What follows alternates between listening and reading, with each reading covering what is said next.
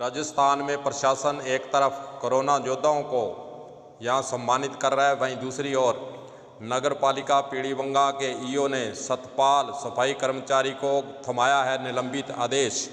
आपको बता दें, सतपाल सफाई कर्मचारी को तहसीलदार पीलीबंगा ने जनवरी के अंदर पंचायत चुनाव के अंदर प्रतिनियुक्त किया था और ईओ नगर पालिका पीलीबंगा ने इसे कार्यमुक्त का ड्यूटी पर भेजा था। इसी बीच कोविड-19 में इनकी ड्यूटी तहसीलदार पीलीबंगा ने कोरोना के बचाव के कार्यों में लगा दी। लगातार ड्यूटी पर उपस्थित था सतपाल सफाई कर्मचारी। अप्रैल से जून तक का वेतन भी नहीं मिला है सतपाल को, जबकि कोविड-19 की लगातार ड्यूटी पर है। उपस्थिति तहसीलदार पीलीबंगा की ओर से नगर पालिका को निरंतर भेजी जा रही है। राज्य सरकार का स्पष्ट आदेश है कि कोविड-19 में ड्यूटी कर रहे कर्मचारियों का वेतन नहीं रोका जावे। वहीं दूसरी ओर नगर पालिका के द्वारा अप्रैल से जून तक वेतन न देना भी सवाल खड़े करता है।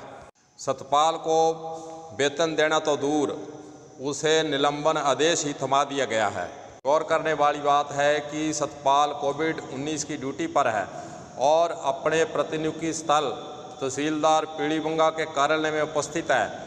नगर पालिका के पास कर्मचारी कार्यमुक्त होकर गया ही नहीं है, फिर भी उसके सीधे ही निलंबन आदेश जारी कर दिए गए हैं। सतपाल के निलंबन के मामले में नगर पालिका ईओ पूजा शर्मा से वर्जन भी लिया गया। आइए सुनिए उन्होंने क्या कहा। हेलो, मैं गुरदेव सिंह बोल रहा था जी, प्रेस रिपोर्टर। हाँ जी, प्रेस रिपोर्टर गुरदेव सिंह। हाँ बोलिए।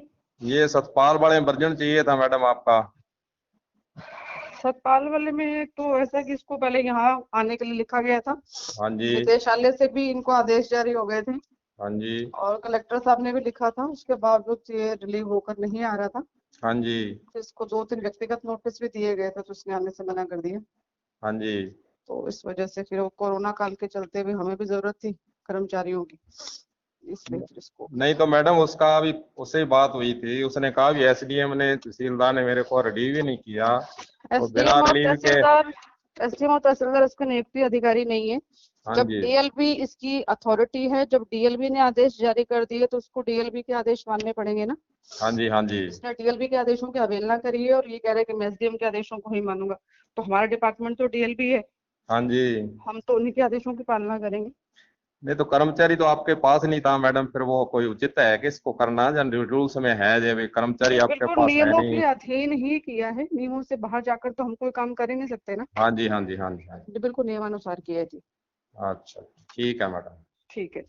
अगर हम महामारी अधिनियम 1867 एक्ट तथा राजस्थान एपिडेमिक डिजीज कोविड-19 रेगुलेशंस 2020 की बात करें तो प्रशासनिक अधिकारियों को अधिनियम के एक्ट के तहत महामारी के बचाव के लिए किसी भी विभाग के कर्मचारी को प्रतिनियुक्ति पर रखने का अधिकार प्राप्त है, क्योंकि इस एक्ट की धारा 2, 3, 4 में प्रदत्त शक्तियां महामारी को रोकने के लिए अधिकारियों को दी गई है। महामारी एक्ट के तहत जब कोई कर्मचारी प्रशासनिक अधिकारियों के कार्यालय में प्रतिनियुक्ति पर जा चुका होता है तो विभागों के आदेश यानी उसके विभागों के आदेश स्वतः ही गौण हो जाते हैं। कलम न्यूज के द्वारा सतपाल सफाई कर्मचारी से भी इस संबंध में बातचीत की गई तो उन्होंने अवगत करवाया कि ईओ पीलीबंगा के द्वारा 16 जुलाई को मेरे को नोटिस देकर नगर पालिका में सीधे ही ड्यूटी ज्वाइन करने के लिए कहा था, जिसका जवाब भी मैंने दे दिया था और जवाब देते हुए लिखा था कि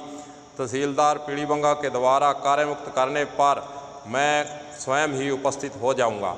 उन्होंने कहा कि एक और तहसीलदार के द्वारा मुझे कार्यमुक्त ही नहीं किया गया तो मैं सीधा किस प्रकार अपने कार्यालय में जा सकता था।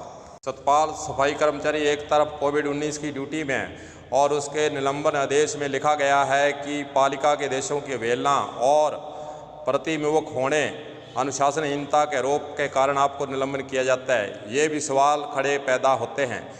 जहाँ एक सवाल और पैदा होता है कि जब कोई कर्मचारी प्रतिनियुक्ति पर जाने से पहले अपने विभाग से कार्यमुक्त होकर के चला जाता है तो वापस भी तो कार्यमुक्त होकर के ही अपने कार्यालय में जाएगा।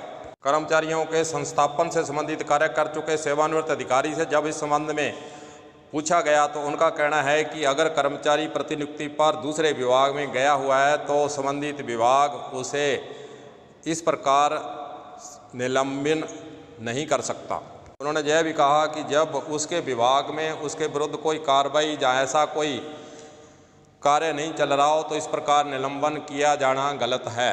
अब देखने वाली बात होगी कि क्या सतपाल को 3 माह का रुका हुआ वेतन मिलता है या फिर राजस्थान के मुख्यमंत्री की घोषणा भूखा नहीं सोए तो इसी प्रकार भूखा सोने पर नगर पालिका उसको छोड़ देती है, और क्या सतपाल का निलंबन आदेश वापस लिया जाता है या इसी प्रकार उसके साथ अन्याय चलता रहेगा।